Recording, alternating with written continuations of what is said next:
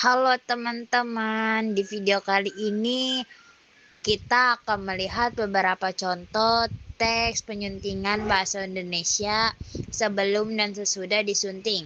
Lewat perbandingan ini, kita bisa tahu kesalahan yang sering muncul dan bagaimana cara memperbaikinya, supaya tulisannya jadi lebih rapi dan sesuai kaidah bahasa Indonesia. Yuk langsung kita mulai. Naskah yang belum disunting. Teks 1. Sel adalah unit terkecil penyusun makhluk hidup yang menjalankan fungsi struktural dan fungsional. Sel tersusun atas berbagai organel dengan tugas tertentu. Teks 2. Karyawan PT Angin Ribut mengalami keracunan massal setelah mengonsumsi nasi bungkus saat jam makan siang. Gejala yang dialami meliputi mual, muntah, sakit perut, pingsan, hingga kejang. Sebanyak 350 karyawan dirawat dan dilaporkan 4 orang meninggal dunia. Teks 3. Demokrasi Indonesia yang masih dalam masa transisi menimbulkan berbagai persoalan sosial.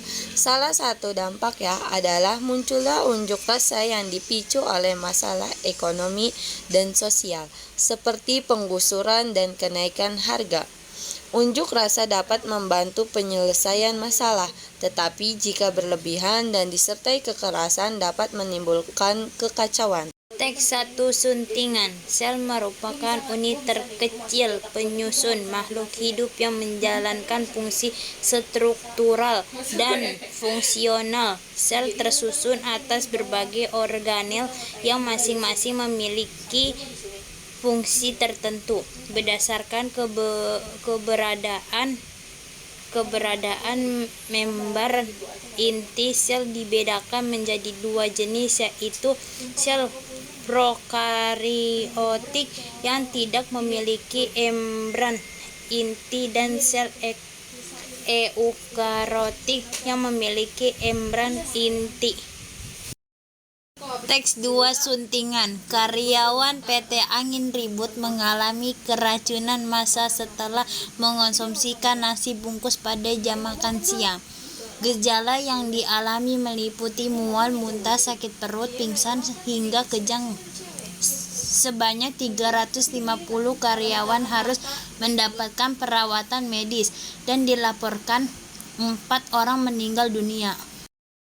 Teks 3 suntingan. Demokrasi di Indonesia yang masih berada dalam masa transisi menimbulkan berbagai persoalan sosial. Salah satu dampaknya adalah munculnya aksi unjuk rasa yang dipicu oleh masalah ekonomi dan sosial, seperti penggusuran dan kenaikan harga. Unjuk rasa dapat menjadi sarana penyampaian aspirasi dan membantu penyelesaian masalah. Namun jika dilakukan secara berlebihan dan disertai kekerasan, hal tersebut dapat menimbulkan kekacauan. Nah, itu tadi perbedaan teks sebelum dan sesudah disunting. Semoga contoh-contoh tadi bisa membantu kalian saat menulis atau menyunting teks sendiri. Terima kasih sudah menonton.